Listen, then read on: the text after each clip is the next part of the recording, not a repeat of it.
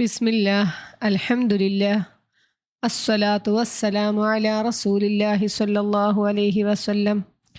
റബ്ബിശ്റഹ് Lee സ്വദ്രി വയസ്സിർ Lee അംരി വഹ്ലുൽ ഉഖ്ദതം മിൻ ലിസാനി യഫ്ഖഹു ഖൗലി. അസ്സലാമു അലൈക്കും വറഹ്മത്തുള്ളാഹി വബറകാതുഹു.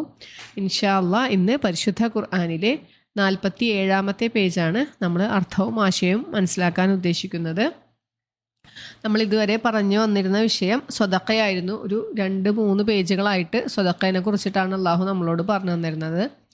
അപ്പോൾ ഇനി ഈ ഒരു പേജിൽ വരണത് അതിൻ്റെ ജസ്റ്റ് ഓപ്പോസിറ്റാണ്. സ്വതക്കയുടെ ഓപ്പോസിറ്റായ പലിശയെക്കുറിച്ചാണ്. സ്വതക്ക നമ്മളുടെ മറ്റുള്ളവരെ നമ്മൾ സഹായിക്കലാണെങ്കിൽ, പലിശ മറ്റുള്ളവരെ ചൂഷണം ചെയ്യലാണ്, അല്ലേ? പാവപ്പെട്ടവരെ ചൂഷണം ചെയ്യുന്ന ഒരവസ്ഥയാണ്.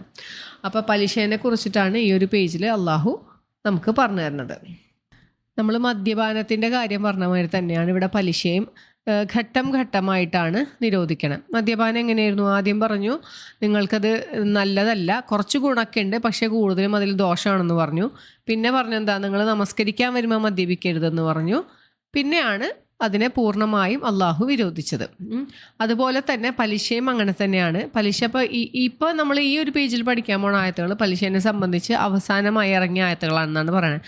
അതായത് നിരോധിച്ചുകൊണ്ടുള്ള ആയത്തുകളാണ്. ഇപ്പോൾ സൂറത്തു റൂം മക്കി സൂറത്താണ്. അപ്പം ഇത് ഏതാണ്? മദനി സൂറത്താണ്, അല്ലേ? ബക്കറ നബി സല്ലല്ലാഹു അലൈഹി വസല്ലമയുടെ ഹിജ്റയ്ക്ക് ശേഷം മദീനയിൽ വന്നിട്ട് അവതരിച്ച സൂറത്താണ്. അപ്പോൾ ഇതിനു മുമ്പ് മക്ക കാലഘട്ടത്തിൽ അവതരിച്ച സൂറത്താണ് സൂറത്തു റൂം. അതിൽ സൂറത്തു റൂമിൽ 39-ാമത്തെ ആയത്തിൽ അള്ളാഹു പറയുന്നുണ്ട്, എന്താണ്, നിങ്ങളുടെ സ്വത്തുക്കളെ വളർത്താൻ വേണ്ടിയിട്ട് പലിശ വാങ്ങിക്കരുത് എന്ന് പറയുന്നുണ്ട്. അപ്പോൾ അവിടെ നിരോധിച്ചിട്ടില്ല. അവിടെയും അള്ളാഹു നമ്മളെ ഉണർത്തുന്നുണ്ട്. പലിശ നിങ്ങൾ സക്കാത്ത് കൊടുക്കുക, അതാണ് നിങ്ങൾക്ക് ഏറ്റവും നല്ലത്, അത് അള്ളാഹു നിങ്ങൾക്ക് ഇരട്ടിയാക്കി തരും എന്നൊക്കെ പറയുന്നുണ്ട്. അത് കഴിഞ്ഞ് പിന്നെ സൂറത്ത് ആലും ഇമ്രാനിലും പിന്നെ സൂറത്ത് നിസായിലും ഒക്കെ ഈ പലിശേനെ കുറിച്ച് അള്ളാഹു പറയുന്നുണ്ട്. ജൂതന്മാർ പലിശ കൊടുക്കണതിനെ കുറിച്ചും അവർക്കും ഇതൊരു ബാധകമായിരുന്നു. ഈ ഖുർആനിൽ മാത്രമല്ല, തൗറാത്തിലും അള്ളാഹു പലിശയെ വിരോധിച്ചിട്ടുണ്ടായിരുന്നു. നമുക്ക് ആയത്തുകളിൽ നിന്നൊക്കെ മനസ്സിലാക്കാൻ പറ്റും. അതൊക്കെ കഴിഞ്ഞ് അവസാനം അള്ളാഹു പലിശയെ പൂർണ്ണമായും നിരോധിക്കുന്ന ആയത്തുകളാണ് ഈ അൽ ബക്കറയിൽ വന്നിട്ടുള്ളത്. അപ്പോൾ നമുക്ക് നോക്കാം ആദ്യത്തെ ആയത്ത്. അഊദു ബില്ലാഹി മിനശ് ശൈത്വാനിർ റജീം ബിസ്മില്ലാഹിർ റഹ്മാനിർ റഹീം الذين يأكلون الربا لا تقومون إلا كما يقوم الذي يتخبطه الشيطان من المس. അങ്ങനെയാണ് ഈ ആയത്ത് തുടങ്ങുന്നത്. ഇതിൽ പറയണത് എന്താണെന്ന് വെച്ചാൽ, പലിശ തിന്നുന്നവൻ പിശാച് ബാധയേറ്റവൻ എഴുന്നേൽക്കുന്നത് പോലെ അല്ലാണ്ട് എഴുന്നേൽക്കൂല. അവൻ എഴുന്നേൽക്കുമ്പോൾ മറിഞ്ഞു വീഴും. അങ്ങനെയാണ് ഇതിൻ്റെ തുടക്കം പറയണത്. ഇവിടെ പിശാച് ബാധയേറ്റവൻ എന്ന് ഉദ്ദേശിക്കുന്നത് ഭ്രാന്ത് പിടിച്ച ആൾക്കാരെ പോലെ ആയിരിക്കും എന്ന്. അറബി ഭാഷയിൽ ഭ്രാന്തനെ പറയണത് മജ്നൂൻ എന്നാണ്. മജ്നൂൻ എന്ന് വെച്ചാൽ ജിന്ന് ബാധിച്ചവൻ എന്നാണ്. നമ്മളിപ്പോൾ ഈ പിശാച് ബാധ എന്നൊക്കെ പറയണത്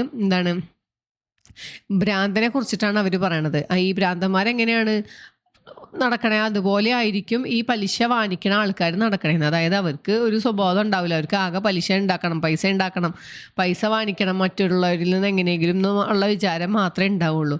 ബാക്കി പാവപ്പെട്ടവൻ്റെ വിഷമോ ഒന്നും കണ്ടാൽ മനസ്സിലാവാത്ത രീതിയിലായിരിക്കും അവർ. അതാണ് ഒരു വ്യാഖ്യാനം. അതായത് ഇഹലോകത്തിൽ അവർ ഭ്രാന്തന്മാരെ പോലെ ഇങ്ങനെ അലഞ്ഞ് നടക്കുകയായിരിക്കും, ഓടിക്കൊണ്ടിരിക്കുകയായിരിക്കും പൈസ സമ്പാദിക്കാനായിട്ട്. പിന്നെ പറയണത് എന്താണെന്ന് വെച്ചാൽ, പരലോകത്തിൽ ഇവർ ഉയർത്തെഴുന്നേൽപ്പ് നാളിൽ ഈ പലിശ വാങ്ങിച്ചവൻ്റെ വയർ വീർത്തിരിക്കും എന്നാണ്, തടിച്ചു കൊഴുത്ത് വലിയ വയറായിരിക്കും എന്നാണ് പറഞ്ഞത്. അപ്പോൾ ഈ ഒരു ശരീരപ്രകൃതി വെച്ചിട്ട് അവർക്ക് എഴുന്നേൽക്കിട്ട് നിൽക്കാനോ പറ്റണില്ല. എഴുന്നേറ്റ് നിൽക്കുമ്പോഴത്തേനും മറിഞ്ഞു വീഴാണ് അവരുടെ ശരീരപ്രകൃതി കൊണ്ട്. വയറിങ്ങനെ വീർത്ത് വലുതായിരിക്കുകയാണ്. ഈ പലിശ തിന്നിട്ട് അങ്ങോട്ട് ചെന്നാലത്തെ അവസ്ഥ ഇതായിരിക്കും എന്നാണ് അള്ളാഹു പറയണത്. അപ്പോൾ അതാണ് അല്ലദീന യഅ്കുലൂന റിബ. അല്ലദീന യാതൊരു കൂട്ടർ, യഅ്കുലൂന അക്കലാന്ന് വെച്ചാൽ തിന്നു എന്നാണ്, യഅ്കുലൂന തിന്നുന്നവൻ. അപ്പോൾ റിബ എന്ന് വെച്ചിട്ടുണ്ടെങ്കിൽ പലിശ. റിബ എന്ന വാക്കിൻ്റെ അർത്ഥം വളർച്ച, വർധനവ് എന്നൊക്കെയാണ്. അതായത് നമ്മുടെ കയ്യിലുള്ള സാധനത്തിനെ വളർന്നുകൊണ്ടിരിക്കുകയല്ലേ പൈസ. നമ്മുടെ കയ്യിലുള്ള ഒരു മൂലധനം വർദ്ധിച്ചുകൊണ്ടിരിക്കുകയാണ്. അപ്പോൾ ഇവിടെ പറഞ്ഞ പലിശ തിന്നുന്ന യാതൊരു കൂട്ടർ. ലാ യഖൂമുന, കാമാന്ന് വെച്ചാൽ നിന്നു എന്നാണ്. അപ്പോൾ ലാ യഖൂമുന, ലാ ഇല്ല, ഖാമ യഖൂമു, ഖാമാന്ന് വെച്ചാൽ നിന്നു, യഖൂമു നിൽക്കുന്നു, യഖൂമൂന അവർ കുറേ ആളുകൾ നിൽക്കുന്നു.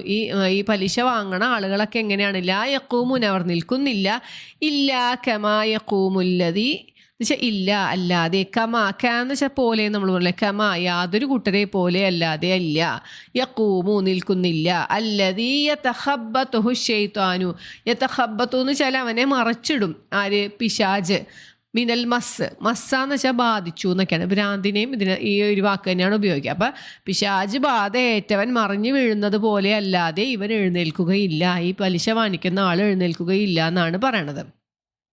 ഇനി അതിൻ്റെ കാരണം പറയാണ്, ഇവർ എന്ത് ചെയ്യുന്നു വെച്ചാൽ ഈ അറബികളുടെ ഇടയിൽ ഈ പലിശ ഭയങ്കര വ്യാപകമായിരുന്നു. അവർ കാശുണ്ടാക്കാനായിട്ട് ഉപയോഗിച്ചിരുന്ന ഒരു മാർഗ്ഗമാണ് പലിശ വാങ്ങിക്കുക എന്നുള്ളത്. അപ്പോൾ അവർ പറയും അവർക്കിത് തെറ്റാന്നറിയാം, പക്ഷെ എന്നാലും ന്യായീകരിക്കണമല്ലോ. അപ്പോൾ പറയും കച്ചവടം ചെയ്യണ ആൾക്കാരോട് പറയും ഇത് കച്ചവടം ചെയ്യണ പോലെ തന്നെയാണ്, നിങ്ങൾ ചരക്ക് വെച്ച് കച്ചവടം ലാഭം ഉണ്ടാക്കണു, ഞങ്ങൾ പൈസ വെച്ച് ലാഭം ഉണ്ടാക്കണു, അത്രയേ ഉള്ളൂ വ്യത്യാസം. അപ്പോൾ ഇത് മോശം കാര്യമാണെങ്കിൽ നിങ്ങൾ ചെയ്യണ കച്ചവടവും മോശമാണെന്നാണ് അവർ പറയണത്. അപ്പോൾ അള്ളാഹു പറയാണ് എന്തുകൊണ്ടാണ് ഇവർ ഈ മറിഞ്ഞ് വീണത്? അവർ മുമ്പ് പറഞ്ഞിരുന്നത് എന്താണ്, ഈ കച്ചവടം പോലെ തന്നെയാണ് പലിശയും, അത് വലിയ കുഴപ്പമുള്ള കാര്യമൊന്നുമല്ല, ഞങ്ങൾ ചെയ്യണ കുഴപ്പമാണെങ്കിൽ നിങ്ങൾ ചെയ്യണം കുഴപ്പമാണെന്നുള്ള വാദത്തിലാണ് ഇവരിത് ചെയ്തുകൊണ്ടിരുന്നിരുന്നത്. അപ്പം അതാണ് അടുത്ത ഭാഗം പറഞ്ഞത്, അത് ബി അന്നഹും ഖാലു, അവർ പറഞ്ഞിരുന്നത് കൊണ്ടാണ് എന്തെന്ന്, ഇന്നമൽ ബൈ നിശ്ചയമായും ബൈ എന്ന് വെച്ചാൽ കച്ചവടം, തീർച്ചയായും കച്ചവടം, ഇന്നമാന്ന് വെച്ചാൽ മാത്രം എന്നുള്ള അർത്ഥമാണ്. കച്ചവടം മിസ്ലു റിബ, പലിശ പോലെ തന്നെയാണെന്ന്, പലിശ പോലെ തന്നെയാണ്, അതിൽ വേറെ ഒരു അഡീഷണൽ ആയിട്ട് വേറെ കുറ്റമൊന്നുമില്ല എന്നാണ് അവർ പറയണത്, അതുപോലെ തന്നെയാണെന്നാണ് പറഞ്ഞിരുന്നത്. അപ്പോൾ അള്ളാഹു പറയാണ് ഇത് രണ്ടും ഒരുപോലെയാണെന്നാണല്ലോ നിങ്ങൾ പറയണത്. എന്നാൽ അള്ളാഹു പറഞ്ഞു എന്നാൽ പലിശേനെ ഞാൻ നിരോധിച്ചിരിക്കുന്നു, കച്ചവടത്തിനെ ഞാൻ അനുവദിച്ചിരിക്കുന്നു. രണ്ടും ഒരുപോലെയാണെങ്കിൽ നിങ്ങൾ എന്തിനാണ് ഈ നിരോധിച്ച കാര്യം ചെയ്യാൻ പോണത്? പലിശയ്ക്ക് പോകണ്ട, നിങ്ങൾ കച്ചവടം ചെയ്തോ എന്നാണ് അള്ളാഹു പറയണത്. അഹല്ലല്ലാഹുൽ ബൈ, അഹല്ല എന്ന് വെച്ചാൽ ഹലാലാക്കിയിരിക്കുന്നു, നിങ്ങൾക്ക് അനുവദനീയമാക്കിയിരിക്കുന്നു, അൽ ബൈ കച്ചവടത്തെ നിങ്ങൾക്ക് അനുവദനീയമാക്കിയിരിക്കുന്നു, വഹറമ റിബ പലിശയെ അള്ളാഹു നിരോധിച്ചിരിക്കുന്നു എന്ന് പറഞ്ഞു. പിന്നെ അള്ളാഹു പറയാണ് ഫമൻജഅഹു, എന്നാൽ ആർക്ക് വന്നുവോ മൗഇലത്തുൻ എന്ന് വെച്ചാൽ സദുപദേശം, നമ്മൾ വാള് എന്ന് പറയില്ലേ, വാള് കേൾക്കാൻ പോവാന്നൊക്കെ നമ്മൾ പണ്ട് പറയാറുണ്ടല്ലേ, അതാണ് വാള് എന്ന് വെച്ചാൽ വാളാന്ന് വെച്ചിട്ടുണ്ടെങ്കിൽ സദുപദേശം എന്നാണ്. അപ്പോൾ നമ്മൾ ഉപദേശം കേൾക്കാൻ പോകണമെന്നാണ് മുമ്പ് പറഞ്ഞുകൊണ്ടിരുന്നത്. ഇപ്പം അർത്ഥം പഠിച്ചപ്പോഴാണ് ഇതൊക്കെ മനസ്സിലായത്. എന്താണ് ചിലവർ ബാള് എന്നാണ് പറയുന്നത്, ബാളല്ല വാവാണ്, വാളാണ്. അപ്പോൾ ഫമൻജഅഹു മൗഇലത്തും മിർ റബ്ബിഹി, ആർക്കെങ്കിലും തൻ്റെ രക്ഷിതാവിങ്കിൽ നിന്നും സദുപദേശം വന്നെത്തിയോ, ഫൻതഹ ഈ സദുപദേശം വന്നു കിട്ടിയപ്പോൾ അവൻ ഇതിൽ നിന്നൊക്കെ വിരമിച്ചു. അള്ളാഹു പറഞ്ഞ പോലെ ഈ തെറ്റുകളിൽ നിന്ന് ഫൻതഹ എന്ന് വെച്ചാൽ ഇൻതഹ വിരമിക്കും, എന്നിട്ട് ഇൻതഹ എന്ന് വെച്ചാൽ വിരമിച്ചു. ഇതിൽ നിന്നൊക്കെ വിരമിച്ചാൽ ഫലഹു എന്നാൽ അവനുണ്ട് മാ സലഫ മുമ്പ് കഴിഞ്ഞതൊക്കെ അള്ളാഹു പുറത്തു കൊടുക്കുന്നു. ഇതുവരെ ചെയ്ത അയാൾ പലിശ വാങ്ങിച്ചിരുന്ന ആളായിരുന്നെങ്കിൽ ഇങ്ങനെ പലിശ വാങ്ങിക്കാൻ പാടില്ല എന്നുള്ളൊരു ഉപദേശം അള്ളാഹുവിൽ നിന്ന് വന്ന് അയാൾ മനസ്സിലാക്കി കഴിഞ്ഞു. അതോടുകൂടി അയാൾ ആ പലിശ ഇടപാടിൽ നിന്നൊക്കെ പിരിഞ്ഞു. അതിൽ നിന്നൊക്കെ വിട്ടു നിന്നാൽ അവന് മുമ്പ് കഴിഞ്ഞതൊക്കെ അള്ളാഹു പുറത്തു കൊടുക്കുന്നതാണ് പറഞ്ഞത്. മാ സലഫ അമ്രുഹു, അമ്രെന്ന് വെച്ചാൽ അവൻ്റെ കാര്യം ഇലല്ലാ അള്ളാഹുവിലേക്കായിരിക്കും. അള്ളാഹു അവനതൊക്കെ പുറത്തു കൊടുത്തു. വമൻ ആദ ഇനി ആരെങ്കിലും മടങ്ങിയാൽ ഫഉലൈക അസ്ഹാബുന്നാർ അവരെന്താണ് നരകത്തിൻ്റെ ആളുകളാകുന്നു. അള്ളാഹുവിൽ നിന്ന് ഈ ഉപദേശമൊക്കെ കിട്ടി മനസ്സിലാക്കി പലിശയൊന്നും ചെയ്യാൻ പാടില്ല, പലിശയുമായി യാതൊരു ഇടപാടുകളും പാടില്ല എന്ന് മനസ്സിലാക്കിയതിന് ശേഷം പിന്നെയും അവൻ ആ പലിശയിലേക്ക് തന്നെ പോവുകയാണെങ്കിൽ അവൻ്റെ സ്ഥലം നരകമാകുന്നു എന്നാണ് അള്ളാഹു പറയണത്. ഹും ഫീഹ ഖാലിദൂൻ, അള്ളാഹു പിന്നെ അവിടെ ഓർമ്മിപ്പിക്കുകയാണ് അവരതിൽ നിത്യവാസികൾ തന്നെ ആയിരിക്കും. അപ്പോൾ ആ പലിശയുടെ ഭീകരത അല്ലേ, പലിശ വാങ്ങിച്ചാലും നമുക്ക് ഉണ്ടാവാൻ പോണ അവസ്ഥയാണ് അള്ളാഹു ഇവിടെ പറഞ്ഞു തരുന്നത്. പക്ഷെ നമ്മൾ നോക്കുമ്പോൾ ഇന്നത്തെ കാലഘട്ടത്തിൽ പലിശയുമായി ഇടപെടാത്ത ആളുകൾ വളരെ വളരെ കുറവായിരിക്കും അല്ലേ. നമ്മൾ പലിശ വാങ്ങിക്കുന്ന ഒരാളെ നമുക്കൊരു മോശം ആളായിട്ട് നമ്മളെ സമൂഹത്തിൽ ആരും കാണുന്നില്ല. അതേ സ്ഥാനം ഒരു വ്യഭിചാരിയായ ഒരാളെ നമുക്ക് ഭയങ്കര മോശമാണല്ലേ. അള്ളാഹു പറഞ്ഞിട്ടുള്ളത് എന്താണ്, പലിശയിൽ നിന്നും ഒരംശം, വളരെ ചെറിയൊരംശമാണ് ഇയാൾ പറ്റണതെങ്കിലും അല്ലെങ്കിൽ പലിശ ഇടപാടുകളിൽ വളരെ ചെറിയ രീതിയിലാണ് ഇയാൾ ഇടപെടണതെങ്കിലും ഒരു 36 തവണ വ്യഭിചാരം ചെയ്യുന്നതിനേക്കാൾ കുറ്റമാണ് പലിശ ഇടപാടെന്നാണ് പറഞ്ഞേക്കണത്. അപ്പം പിന്നെ ഈ പലിശേനെ കുറിച്ചിട്ട് പലിശ പല വിധത്തിലുണ്ട്, 70 വിധത്തിലുണ്ട് ഈ പലിശയുമായി ബന്ധപ്പെട്ട അവസ്ഥകൾ എന്നാണ് പറഞ്ഞത്. ഏറ്റവും ചെറുത് സ്വന്തം മാതാവുമായിട്ട് വിവാഹം കഴിച്ചാലുള്ള അവസ്ഥ എങ്ങനെയായിരിക്കും? അത് എത്രയോ മോശമാണ്. സ്വന്തം മാതാവിനെ ആരെങ്കിലും വിവാഹം കഴിക്കുമോ? ഇല്ല. അത്രയ്ക്കും മോശമാണ് ഈ പലിശയുമായി ഏറ്റവും ചെറിയ രീതിയിൽ ഇടപെടുന്ന ആളുടെ അവസ്ഥ എന്നാണ് പറഞ്ഞിരിക്കുന്നത്. അപ്പോൾ പലിശ അത്രയും ഗൗരവപ്പെട്ട വിഷയമാണ്. പലിശ വാങ്ങിക്കുന്നവൻ മാത്രമല്ല, പലിശ കൊടുക്കുന്നവനും അതിന് സാക്ഷി നിൽക്കുന്നവനും ഈ പലിശയുടെ കണക്ക് എഴുതുന്നവനും എല്ലാവരും ഒരുപോലെയാണെന്നാണ് നബി സല്ലല്ലാഹു അലൈഹി വസല്ലം പറഞ്ഞിട്ടുള്ളത്. പലിശ വാങ്ങിക്കുന്ന ആൾക്ക് എന്താണ്, ഇവിടെ കുറച്ച് നേട്ടം ഉണ്ടാവും അല്ലേ, അയാൾക്ക് പൈസ ഇങ്ങോട്ട് കിട്ടുകയാണ്. പലിശ കൊടുക്കുന്നവൻ എന്താണ്, അയാൾ കയ്യിൽ നിന്ന് പോയിക്കൊണ്ടിരിക്കുകയാണ്. സാക്ഷി നിൽക്കുന്ന ആൾക്കും എഴുതുന്ന ആൾക്കും ഇതിൽ വേറെ ഈ സാക്ഷി നിൽക്കുന്നു എഴുതുന്നു അല്ലാണ്ട് അവർക്ക് പ്രത്യേകിച്ച് ലാഭമൊന്നുമില്ല. പക്ഷെ എന്നിട്ടും അള്ളാഹുവിൻ്റെ റസൂല് പറഞ്ഞ എന്താണ്, ഈ എല്ലാ കൂട്ടരും പലിശയുമായി ഇടപെടുന്ന എല്ലാ കൂട്ടരും തുല്യ ശിക്ഷയ്ക്ക് ബാധ്യസ്ഥരാണെന്നാണ്, തുല്യരാണെന്നാണ് പറഞ്ഞത്.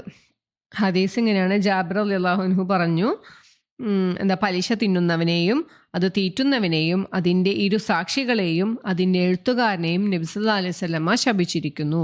അവരെല്ലാവരും സമമാണെന്നും റസൂൽ സല്ലല്ലാഹു അലൈഹി വസല്ലമ പറഞ്ഞിരിക്കുന്നു എന്നാണ്. അപ്പോൾ ഇതിൽ നമ്മൾ യാതൊരു തരത്തിലും പലിശയുമായി അടുത്ത് പോകരുത് എന്നാണ് ഈ ഹദീസുകളിൽ നിന്നൊക്കെ നമുക്ക് മനസ്സിലാവണത്. പിന്നെ ഈ പലിശ എന്ന് പറയുന്നത് ഇപ്പോൾ നമ്മളിപ്പോൾ ബാങ്ക് ഇടപാടുമായിട്ട് ഉള്ള പലിശ അല്ലേ, നമ്മളിപ്പോൾ എങ്ങനെയാണെങ്കിലും ബാങ്കുമായിട്ട് നമുക്ക് ഇടപാട് നടത്താണ്ട് പറ്റൂല.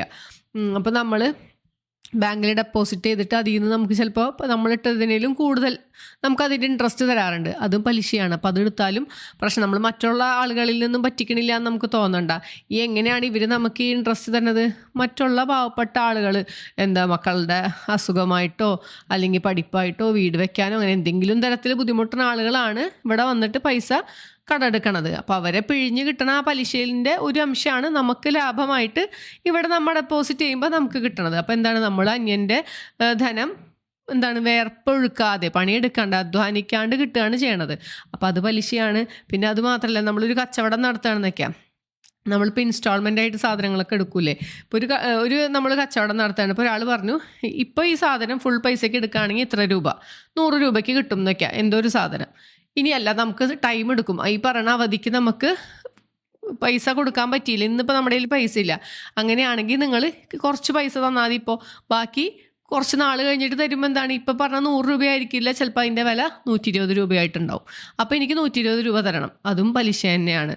ഇനിയിപ്പോൾ ആ ഒരു അവധിക്കും ആൾക്ക് കൊടുക്കാൻ പറ്റിയില്ലെങ്കിൽ പിന്നെയും കുറച്ചും കൂടി, ഇപ്പോൾ ഒന്നില്ലെങ്കിൽ ഒരു മാസം കൊണ്ട് തരാമെന്നുണ്ടെങ്കിൽ അത് ചിലപ്പോൾ 120 രൂപയായിരിക്കും. അല്ല, എനിക്ക് കുറച്ചും കൂടി ടൈം വേണമെങ്കിൽ, ഇപ്പോൾ 2 മാസത്തെ സമയം എനിക്ക് വേണമെങ്കിൽ ചിലപ്പോൾ അത് 150 രൂപയായിരിക്കും. ഈ ഒരു സാധനത്തിൻ്റെ വില തന്നെ ശരിക്കും അതിന് 100 രൂപയേ വിലയുള്ളൂ, ഇപ്പോൾ വാങ്ങിക്കുകയാണെങ്കിൽ 100 രൂപയ്ക്ക് കിട്ടും അല്ലേ, അതും പലിശ തന്നെയാണ്. അങ്ങനെ പലിശയ്ക്ക് പല വിധ നേരത്തെ പറഞ്ഞില്ല നമ്മൾ 70 വിധത്തിലുണ്ട് പലിശ എന്നാണ് പറയണത്. പിന്നെ ഇപ്പോൾ നമ്മൾ നബി സല്ലല്ലാഹു അലൈഹി വസല്ലമയുടെ കാലത്തൊക്കെ ഈ സാധനങ്ങൾ തമ്മിൽ കൈമാറ്റം ചെയ്യുമ്പോൾ സ്വർണത്തിന് പകരം സ്വർണം തന്നെ ആയിരിക്കണം കൊടുക്കേണ്ടത്, ഗോതമ്പിന് പകരം ഗോതമ്പ്, അങ്ങനെയൊക്കെ പറഞ്ഞു തന്നിട്ടുണ്ട്.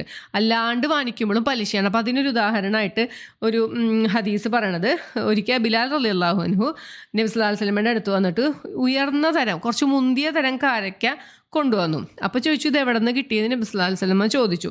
അപ്പോൾ അദ്ദേഹം പറഞ്ഞു, എൻ്റെ കയ്യിൽ കുറച്ച് ഒരു താന്ന തരം കാരക്ക ഉണ്ടായിരുന്നു, അതിൽ നിന്ന് 2 സ്വാ ഒരു സ്വാ എന്ന് വെച്ചാൽ നമ്മുടെ ഒരു കൈയിൻ്റെ അളവെന്നാണ് അർത്ഥം. അപ്പോൾ ആ 2 സ്വാ കൊടുത്തപ്പോൾ ഈ നല്ല കാരക്കയിൽ നിന്ന് ഒരു സ്വാ ഞാൻ വാങ്ങിച്ചു, അങ്ങനെ കിട്ടിയതാണെന്ന് പറഞ്ഞു.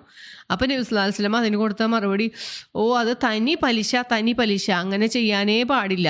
താൻ വാങ്ങാൻ ഉദ്ദേശിക്കുന്ന പക്ഷം എന്ത് ചെയ്യണം, തൻ്റെ കാരക്ക വേറെ രീതിയിൽ വിൽപ്പന നടത്തുക, എന്നിട്ട് അതിൽ നിന്ന് കിട്ടണത് കൊണ്ട് ഇത് വാങ്ങിക്കുക. അല്ലാണ്ട് ഈ സാധനം കൊടുത്തിട്ട് അതിന് പകരം അളവ് കുറച്ചുകൊണ്ട് വാങ്ങിക്കാൻ പാടില്ല എന്നാണ് നബി സല്ലല്ലാഹു അലൈഹി വസല്ലം പറഞ്ഞത്.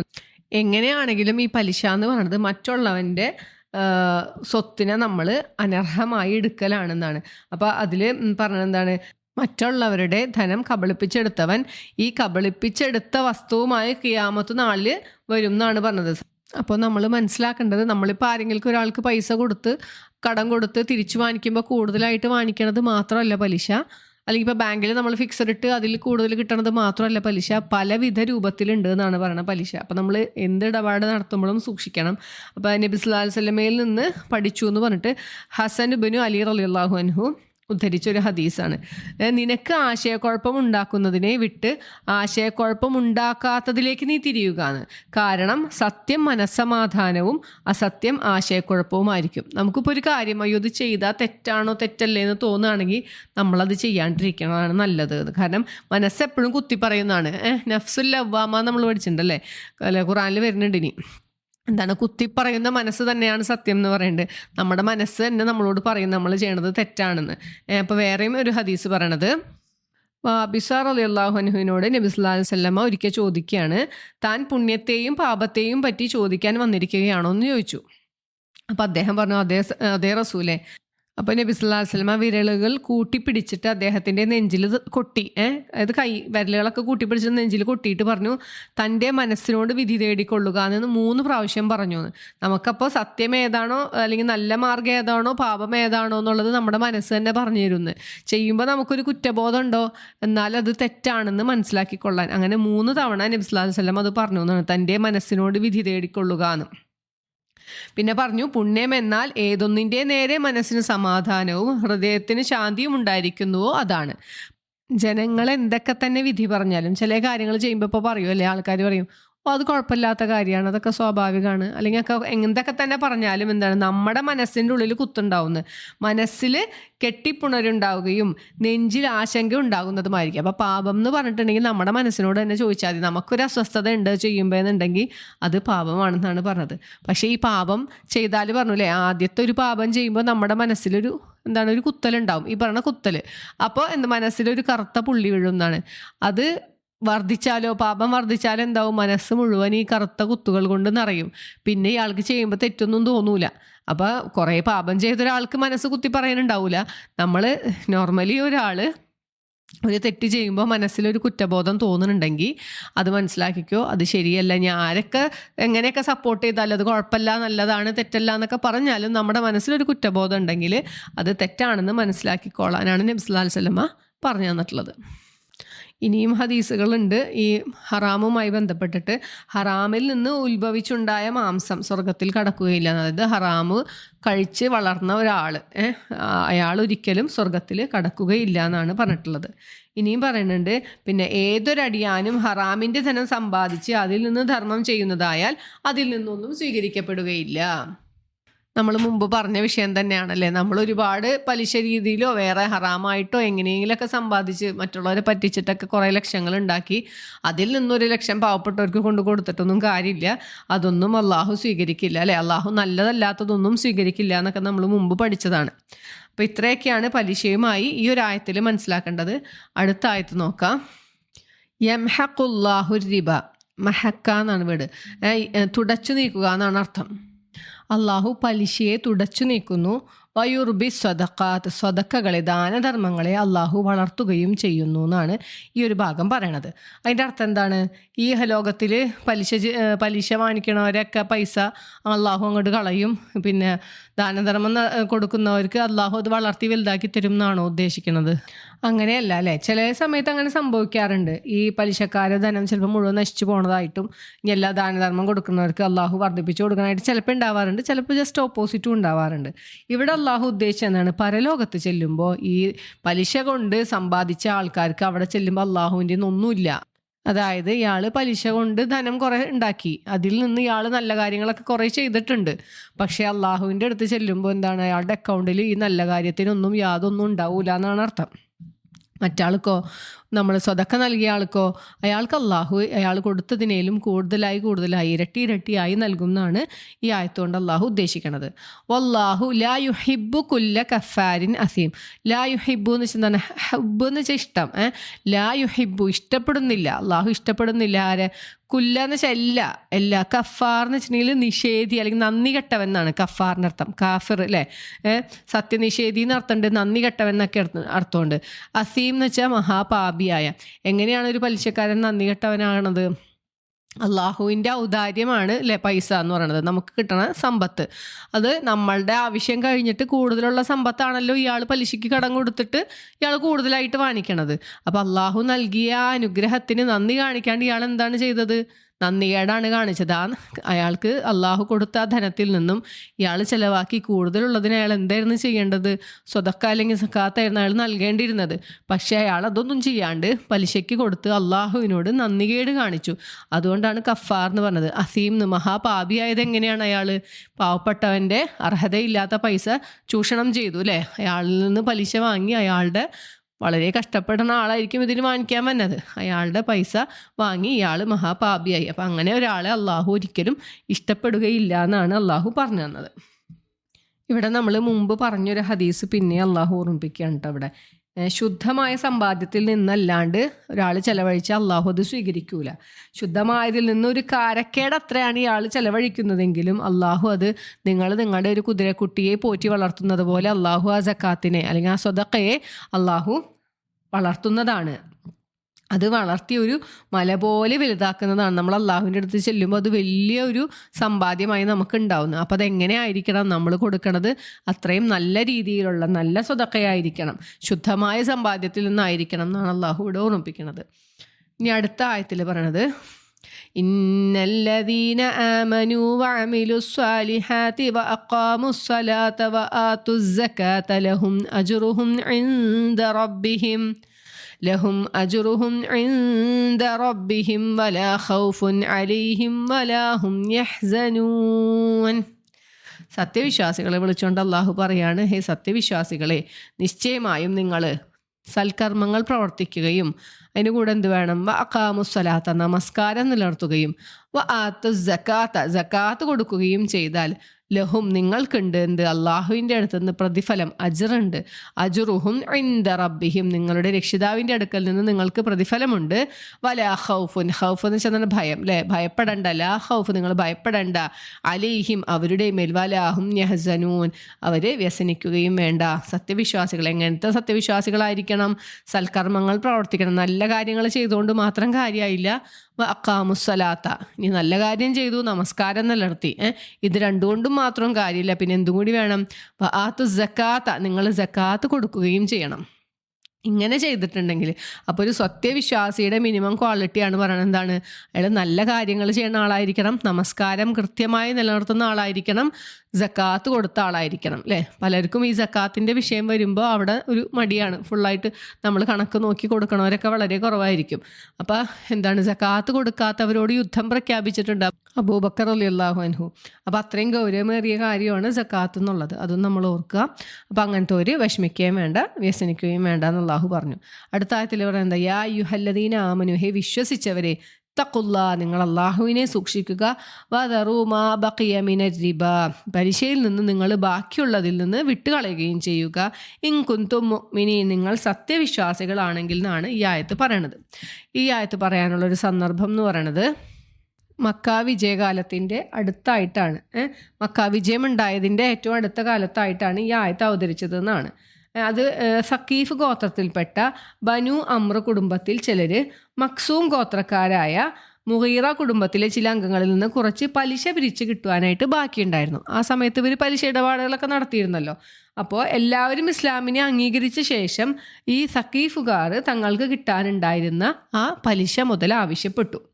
അപ്പോൾ മുഗീറ കുടുംബക്കാർ എന്താണ്, അവർ കൂടിയാലോചനയൊക്കെ നടത്തിയിട്ട് പറഞ്ഞു, എന്താണ്, ഞങ്ങളൊക്കെ ഇസ്ലാം സ്വീകരിച്ചു, അപ്പോൾ ഇനി പലിശ മുതൽ തന്നു തീർക്കാനായിട്ട് ഞങ്ങൾ ഉദ്ദേശിക്കുന്നില്ല എന്ന് ഇവർ പറഞ്ഞു. അപ്പോൾ മക്കയിൽ ആ സമയത്ത് അമീറായിട്ട് നിശ്ചയിച്ചിരുന്നത് അത്താബ് റളിയല്ലാഹു അൻഹുവിനാണ്. അപ്പോൾ അദ്ദേഹം നബി സല്ലല്ലാഹു അലൈഹി വസല്ലമയ്ക്ക് ഒരു കത്തെഴുതി ഈ വിവരം അറിയിച്ചുകൊണ്ട്. അപ്പോൾ ആ സമയത്താണ് ഈ ആയത്ത് അവതരിച്ചത് എന്നാണ് പറയുന്നത്. അപ്പോൾ നബി സല്ലല്ലാഹു അലൈഹി വസല്ലമ ഈ ആയത്ത് തിരിച്ച് ഇവർക്ക് മറുപടിയായിട്ട് കൊടുത്തു. അപ്പോൾ ഈ സക്കീഫുകാർ പറഞ്ഞു, അള്ളാഹുവിലേക്ക് ഞങ്ങൾ ഖേദിച്ചു മടങ്ങുന്നു, ഞങ്ങൾക്കിനി പലിശയായിട്ടൊന്നും വേണ്ട എന്ന് പറയുകയും ചെയ്തു. ആ ഒരു സംഭവമാണ് ഈ ആയത്തിൻ്റെ പശ്ചാത്തലം. അപ്പോൾ സത്യവിശ്വാസി ആയി കഴിഞ്ഞ് കഴിഞ്ഞാൽ നിങ്ങൾ ആ പലിശയിൽ നിന്ന് നിങ്ങൾക്ക് കിട്ടാനുള്ളതൊക്കെ നിങ്ങൾ വിട്ട് കളയുക എന്നാണ് അള്ളാഹുവിടെ പറഞ്ഞിട്ടുള്ളത്. അടുത്ത ആയത്തിൽ പറയണത് എന്താണെന്ന് വെച്ചാൽ, നിങ്ങൾ ഇനി അങ്ങനെ ചെയ്യണില്ല, നിങ്ങളത് വിടാൻ ഉദ്ദേശിച്ചിട്ടില്ലെങ്കിൽ നിങ്ങൾ അറിഞ്ഞു വെച്ചോ, അള്ളാഹുവിൽ നിന്നും റസൂലിൽ നിന്നുള്ള ഒരു യുദ്ധത്തെ പറ്റി നിങ്ങൾ അറിഞ്ഞോ എന്നാണ് അള്ളാഹു പറയണത്. അങ്ങനെയുള്ളവരോട് യുദ്ധം ചെയ്യാൻ. ഇനി നിങ്ങൾ പശ്ചാത്തപിക്കുകയാണ്. നിങ്ങൾ പശ്ചാത്തപിക്കുന്ന പക്ഷം എന്തുണ്ടാവും? നിങ്ങളുടെ മൂലധനം നിങ്ങൾക്കുണ്ട്, പലിശയല്ലേ നിങ്ങൾ വാങ്ങിക്കാൻ പാടില്ല, നിങ്ങൾ കൊടുത്ത നിങ്ങളുടെ പൈസ നിങ്ങൾക്ക് വാങ്ങിക്കാം, നിങ്ങളുടെ മൂലധനം നിങ്ങൾക്കുണ്ടായിരിക്കും, നിങ്ങൾ ഒരു തരത്തിലും ആക്രമിക്കപ്പെടുകയില്ല എന്നാണ് അള്ളാഹു അടുത്ത ആയത്തിൽ പറയണത്. നമുക്ക് നോക്കാം. ഫഇല്ലം തഫ്അലു, ഇനി നിങ്ങൾ ചെയ്തില്ലെങ്കിൽ, ഫഅദനു, എന്നാൽ നിങ്ങൾ അറിഞ്ഞുകൊള്ളുക, ബിഹർബ്, ഹർബ് എന്ന് വെച്ചാൽ യുദ്ധം, ഒരു യുദ്ധത്തെ പറ്റി നിങ്ങൾ അറിയുക. ആരിൽ നിന്നാണ്? മിനല്ലാഹി വറസൂലിഹി, അള്ളാഹുവിൽ നിന്നും അവൻ്റെ റസൂലിൽ നിന്നുമുള്ള ഒരു യുദ്ധത്തെക്കുറിച്ച് നിങ്ങൾ അറിഞ്ഞുകൊള്ളുക. വഇൻ തുബ്തും, താബ എന്ന് വെച്ചാൽ പശ്ചാത്തപിക്കുക അല്ലേ? അപ്പം ഇനി നിങ്ങൾ പശ്ചാത്തപിച്ചു എങ്കിൽ, ഫലക്കും, എന്നാൽ നിങ്ങൾക്കുണ്ട്, റുഊസ് എന്ന് വെച്ചാൽ ശരിക്കും റഅസ് എന്ന് വെച്ചാൽ തലയാണ്, മെയിൻ മെയിൻ ഭാഗം അല്ലേ, അതാണ് അതിൻ്റെ മൂലധനം. നിങ്ങളുടെ ധനത്തിൽ നിന്നുള്ള നിങ്ങൾ മുടക്കിയ നിങ്ങളുടെ പൈസ അതുണ്ട്. റുഊസു അംവാലിക്കും, നിങ്ങളുടെ സ്വത്തുക്കളുടെ മൂലധനം നിങ്ങൾക്കുണ്ട്. ലാ തള്ളിമൂൻ എന്ന് വെച്ചാൽ നിങ്ങൾ ആക്രമിച്ചുകൂടാ, വേറെ ആൾക്കാരെ നിങ്ങൾ ആക്രമിച്ചുകൂടാ, അവരിൽ നിന്ന് പലിശ വാങ്ങിക്കൊണ്ട് നിങ്ങൾ അവരെ ആക്രമിച്ചുകൂടാ. വലാ തുല്യമൂൻ, നിങ്ങൾ ആക്രമിക്കപ്പെട്ടുകൂടാ. നിങ്ങൾ ആക്രമിക്കപ്പെടുന്ന എങ്ങനെയാണ്? നിങ്ങളുടെ മൂലധനം തിരിച്ചു കിട്ടിയില്ലെങ്കിൽ നിങ്ങൾ ആക്രമിക്കപ്പെട്ടില്ലേ. അപ്പം നിങ്ങൾ ആക്രമിക്കപ്പെടാനും പാടില്ല, നിങ്ങൾ കാരണം വേറൊരാളെ ആക്രമിക്കാനും പാടില്ല, നിങ്ങൾ പലിശ വാങ്ങിക്കാനും പാടില്ല. എന്നാൽ നിങ്ങൾക്ക് നിങ്ങളുടെ മൂലധനം നിങ്ങൾക്കുണ്ട് എന്നാണ് അള്ളാഹു ഈ ആയത്തിൽ അറിയിച്ചു തരുന്നത്. അപ്പോൾ പലിശ ഇടപാടിൽ നിന്ന് വിരമിച്ചു മടങ്ങാൻ ആവശ്യപ്പെട്ടിട്ടും അതിൽ നിന്ന് മടങ്ങാത്തവരോട് ഭരണാധികാരികൾക്ക് യുദ്ധം പ്രഖ്യാപിക്കാം എന്നാണ് ഈ ആയത്തിൽ മനസ്സിലാവണത് അല്ലേ. അപ്പോൾ അതൊരു ഇസ്ലാമിക ഭരണകൂടത്തിലാണ് ഈ ഒരു നിയമമൊക്കെ നടപ്പിലാക്കാൻ പറ്റുള്ളൂ. അടുത്തത് അള്ളാഹു പറയണത്, നമ്മളിപ്പോൾ ആരെങ്കിലും ഒരാൾക്ക് പൈസ കടം കൊടുത്തു, എന്നിട്ട് ഇപ്പോൾ അയാൾക്ക് തിരിച്ചു തരാൻ ഒരു നിവൃത്തിയുമില്ല. അങ്ങനെ ബുദ്ധിമുട്ടണ ഒരാൾ, വളരെ ഞെരുങ്ങിയ ഒരാളുണ്ടെങ്കിൽ നിങ്ങൾ അയാൾക്ക് കുറച്ച് സൗകര്യം കൊടുക്കുക, കുറച്ച് സമയം വർദ്ധിപ്പിച്ചു കൊടുക്കുക, അല്ലെങ്കിൽ നിങ്ങളത് വിട്ടുകൊടുക്കുക. അതാണ് അള്ളാഹു അടുത്ത ആയത്തിൽ പറയണത്. ഇൻ കാന ദു ഉസ്വത്തിൻ, നിങ്ങളിൽ ഒരാൾക്ക് വല്ല ഞെരുക്കക്കാരനും ഉണ്ടെങ്കിൽ ഫനളിറത്തുൻ, എന്നാൽ കാത്തിരിക്കുക, നിങ്ങൾ കുറച്ച് ക്ഷമിക്കുക. ഇല മൈസറത്തിന്, ഒരു സൗകര്യം അവർക്ക് എളുപ്പമാകുന്നത് വരെ, അവർക്ക് കുറച്ചൊരു സൗകര്യം കിട്ടണവരെ, പൈസ സമ്പാദിക്കാൻ ഒരു അവസരം നിങ്ങൾ കൊടുക്കുക, അവർക്ക് പൈസ കിട്ടണവരെ. വൻ തസദ്ദഖു, ഇനി നിങ്ങൾ വിട്ടുകൊടുക്കുകയാണെങ്കിൽ, നിങ്ങളത് സ്വതഹയായി അവർക്ക് കൊടുക്കുകയാണെങ്കിൽ ഖൈറുൻ ലക്കും, അത് നിങ്ങൾക്ക് ഉത്തമമാകുന്നു. ഇൻ കുന്തും തഅലമൂൻ, നിങ്ങൾ അറിഞ്ഞിരുന്നുവെങ്കിൽ. അപ്പം നമ്മളൊരാൾക്ക് കടം കൊടുത്ത് അയാൾക്ക് തരാൻ നിവൃത്തിയില്ല എന്ന് നമുക്ക് മനസ്സിലായാൽ നമ്മൾ കുറച്ച് കാലം ക്ഷമിക്കുക, അവർക്ക് ആവുമ്പോൾ തരട്ടെ എന്ന് വെക്കുക. ഇനി അല്ല, നമ്മൾക്ക് കുറച്ചും കൂടി നിവൃത്തിയുള്ള ഒരാളാണെങ്കിൽ നമ്മളത് വിട്ടു കൊടുക്കുകയാണെങ്കിൽ നമുക്കത് ഖൈറാണ്, ഉത്തമമാണ് എന്നാണ് അള്ളാഹു ഇവിടെ പറഞ്ഞു തരുന്നത്. ഒരു ഹദീസ് പറഞ്ഞത് മുഹമ്മദ് ബിനു കഅബ് റളിയല്ലാഹു അൻഹു ഉദ്ധരിച്ചൊരു സംഭവമാണ്. അബൂ ഖത്താദ റളിയല്ലാഹു അൻഹുവിന് അദ്ദേഹത്തിൻ്റെ കടക്കാരനെ ഒരാൾക്ക് പൈസ കൊടുത്തിട്ടുണ്ട്, കടം കൊടുത്തിട്ടുണ്ട്. അപ്പോൾ ആ കടക്കാരൻ അന്വേഷിച്ച് ചെല്ലുമ്പോഴൊക്കെ ഈ കടക്കാരൻ പുറത്തേക്ക് വരാണ്ട് ഒളിച്ചിരിക്കുകയാണ്. ഒരിക്കൽ ഇവർ തമ്മിൽ കണ്ടുമുട്ടി. അപ്പോൾ അയാൾ പറഞ്ഞു, ഞാൻ വളരെ ഞെരുക്കക്കാരനാണ്, എനിക്ക് കടം തന്നു തീർക്കാൻ കഴിവില്ല എന്ന് അദ്ദേഹം പറഞ്ഞു. അപ്പോൾ അബൂ ഖത്താദ റളിയല്ലാഹു അൻഹു ചോദിച്ചു, സത്യമായിട്ട് അങ്ങനെ തന്നെയാണോ, അള്ളാഹു തന്നെ സത്യമാണോ എന്ന് ചോദിച്ചപ്പോൾ അയാൾ പറഞ്ഞു, അതെ, അള്ളാഹു തന്നെ സത്യം, എൻ്റെ കയ്യിൽ തിരിച്ചു തരാൻ പൈസ ഇല്ലാണ്ടാണെന്ന് പറഞ്ഞു. അപ്പോൾ ഇദ്ദേഹം കരയാണ്. അബൂ ഖത്താദ റളിയല്ലാഹു അൻഹു കരഞ്ഞുകൊണ്ട് പറഞ്ഞു, ഖിയാമത്ത് നാളിലെ ദുഃഖത്തിൽ നിന്ന് അള്ളാഹു തന്നെ രക്ഷപ്പെടുത്തുന്നത് ഒരാൾക്ക് സന്തോഷം നൽകുന്നതാണെങ്കിൽ അങ്ങനെ നൽകണം, അള്ളാഹു രക്ഷപ്പെടുത്തണമെന്ന് ആരെങ്കിലും ആഗ്രഹിക്കുന്നുണ്ടെങ്കിൽ അവൻ ഞെരുക്കക്കാരന് ആശ്വാസം നൽകുകയോ അല്ലെങ്കിൽ അവന് വിട്ടുകൊടുക്കുകയോ ചെയ്തു കൊള്ളട്ടെ എന്ന്. ഒരു ബുദ്ധിമുട്ടുന്ന ഒരാൾക്ക് കുറച്ച് സാവകാശം കൊടുക്കുകയോ അല്ലെങ്കിൽ അവന് ഫുള്ളായിട്ട് ഒഴിവാക്കി കൊടുക്കുകയോ ചെയ്യട്ടെ എന്ന് നബി സല്ലല്ലാഹു അലൈഹി വസല്ലമ പറഞ്ഞതായി ഞാൻ കേട്ടിട്ടുണ്ട് എന്നാണ് പറയണത്. അപ്പോൾ പിന്നെ പറഞ്ഞത് എന്താണ്, മറ്റൊരു ഹദീസ് ഇങ്ങനെയാണ്, ആരെങ്കിലും ഞെരുക്കക്കാരന് വിട്ടുകൊടുക്കുകയോ അല്ലെങ്കിൽ താമസം കൊടുക്കുകയോ ചെയ്തിട്ടുണ്ടെങ്കിൽ അവന് ഖിയാമത്ത് നാളിൽ യാതൊരു തണലും ലഭിക്കാത്ത ഒരു സമയത്ത് അള്ളാഹുവിൻ്റെ തണൽ അവന് ലഭിക്കുന്നതാണ്. 7 വിഭാഗം ആളുകളുണ്ട് എന്ന് പറയാണ്. അതിലൊരു വിഭാഗം ഇതാണ്. നമ്മൾ മുമ്പ് പറഞ്ഞിരുന്നു, എന്താണ്, സ്വതക്ക നൽകുമ്പോൾ വലത് കൈ കൊടുക്കുന്നത് ഇടത് കൈ അറിയാത്തവനും അള്ളാഹുവിൻ്റെ തണൽ കിട്ടും എന്ന് പറഞ്ഞു. പിന്നെ ഇവിടെ പറഞ്ഞ എന്താണ്, ഞെരുക്കക്കാരന് നമ്മൾ വിട്ടുവീഴ്ച ചെയ്തു കൊടുത്താൽ അവനും അള്ളാഹു ഖിയാമത്ത് നാളിൽ തണൽ നൽകുന്നതാണ് എന്നാണ് പറഞ്ഞത്. ഇനിയും ഇതുമായി ബന്ധപ്പെട്ട ഹദീസുകളൊക്കെ പറയുന്നുണ്ട്. അപ്പോൾ അതിൽ നിന്നൊക്കെ മനസ്സിലാവുന്നത്, നമ്മൾ ഞെരുക്കമുള്ള ഒരാൾക്ക് നമ്മൾ വിട്ടുവീഴ്ച ചെയ്താൽ അത് നമുക്ക് ഏറ്റവും ഹൈറാണെന്നാണ്. ഇനി കടം വാങ്ങിച്ച ആളെ കുറിച്ചിട്ടും ഹദീസുകൾ ഉണ്ട് കേട്ടോ. നമ്മളിപ്പോൾ ഒരാളുടെ നിന്ന് കടം വാങ്ങിച്ചു, ഇനി അത് തിരിച്ചു കൊടുക്കാണ്ട് പറ്റിച്ച് കടന്ന് കളയുന്നവനെ കുറിച്ചിട്ടും ഹദീസുകൾ നബി സല്ലല്ലാഹു അലൈഹി വസല്ലമ പറയുന്നുണ്ട്. ഒരാളുടെ കയ്യിൽ പൈസ ഉണ്ടായിട്ട് അയാൾ വാങ്ങിച്ച കടം തിരിച്ചു കൊടുക്കാത്തവൻ അക്രമിയാകുന്നു എന്നാണ് പറഞ്ഞത്. വേറൊരു ഹദീസ് പറഞ്ഞതെന്ന് വെച്ചാൽ, ആരെങ്കിലും ഒരാളുടെ നിന്ന് കടം വാങ്ങിച്ചു, അയാൾ എന്താണ് തിരിച്ചു കൊടുക്കണം എന്ന് ഉദ്ദേശിച്ചുകൊണ്ട് തന്നെയാണ് വാങ്ങിക്കണമെങ്കിൽ അള്ളാഹു അത് വീട്ടാനുള്ള മാർഗം അയാൾക്ക് കാണിച്ചു കൊടുക്കും എന്നാണ് പറയണത്. പിന്നെ ചിലവരുണ്ട് കടം വാങ്ങിക്കുന്നത് തിരിച്ചു കൊടുക്കണ്ട എന്നുള്ള ഉദ്ദേശത്തിൽ തന്നെ വാങ്ങിക്കുന്ന ആളുകളുണ്ട്. അവരെക്കുറിച്ചും പറയുന്നുണ്ട്.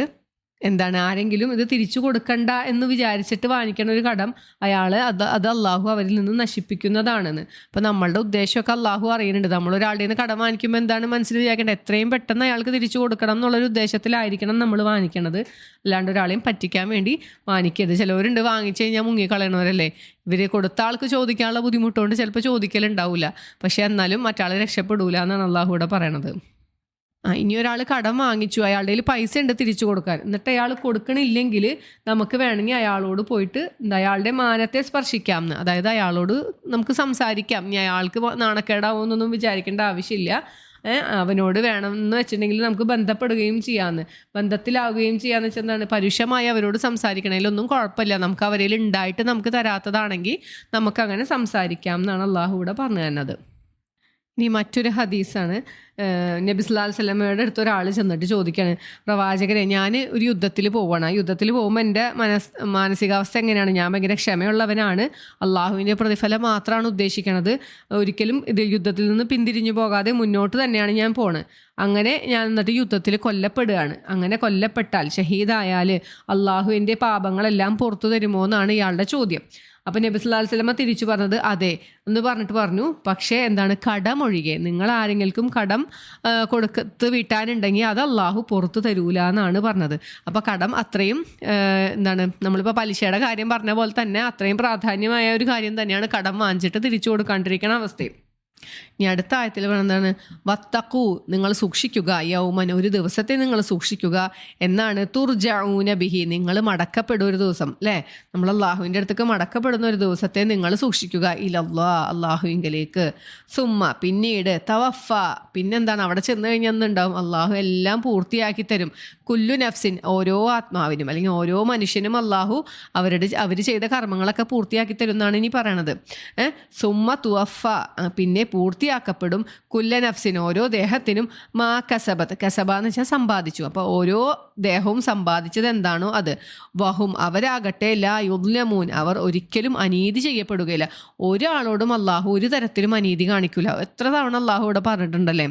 അപ്പം നമ്മൾ ഇപ്പം ഏതൊരു വിഷയത്തിലായാലും, ഇപ്പോൾ സാമ്പത്തികമായ കാര്യങ്ങളാണ് ഇതുവരെ പറഞ്ഞു വന്നിരുന്നത്, സ്വതക്കയുടെ വിഷയം, പലിശ, കടം കൊടുക്കലൊക്കെയാണ് ഈ പറഞ്ഞത്. അപ്പം നമ്മൾ ഏതൊരു വിഷയത്തിലാണെങ്കിലും നമ്മൾ അള്ളാഹു ഒരിക്കലും അനീതി കാണിക്കില്ല നമ്മളോട്. നമ്മൾ നല്ല രീതിയിലാണെങ്കിൽ അള്ളാഹു നമുക്ക് അവിടെ ചെല്ലുമ്പോൾ നല്ല പ്രതിഫലം തരും തന്നെയാണ് പറഞ്ഞു തരണത്. അപ്പോൾ ഒരുപാട് ഹദീസുകളും ഈ വിഷയത്തിൽ പറഞ്ഞു. അപ്പോൾ ഇനി അടുത്തതും കടമിടപാടുകളെ സംബന്ധിച്ച ഒരു ആയത്ത് തന്നെയാണ്, ഏറ്റവും വലിയ ആയത്താണ് ഖുർആനിലെ. ഇനി അടുത്ത പേജിൽ വരാൻ പോണത് ഇൻഷാ അല്ലാ നമുക്ക് അടുത്ത ഒരു ഓഡിയോയിൽ നോക്കാം. അപ്പോൾ ഈ ഒരു പേജിൽ ഇത്ര കാര്യങ്ങൾ ഉണ്ടായിരുന്നുള്ളൂ. പലിശയെ സംബന്ധിച്ചായിരുന്നു. പലിശ ഒരു തരത്തിലും അള്ളാഹു ഹലാലാക്കിയിട്ടില്ല, അനുവദിച്ചിട്ടില്ല. കച്ചവടത്തെ അള്ളാഹു അനുവദിച്ച് തന്നിട്ടുണ്ട്, പലിശയെ നിരോധിച്ചിട്ടുണ്ട് എന്ന് പറഞ്ഞു. പിന്നെ എന്താണ്, ഒരു സത്യവിശ്വാസിയുടെ ക്വാളിറ്റീസ് പറഞ്ഞു. എന്താണ്, സൽക്കർമ്മങ്ങൾ പ്രവർത്തിക്കണം, നമസ്കാരം നിലനിർത്തണം, സക്കാത്ത് കൊടുക്കണം.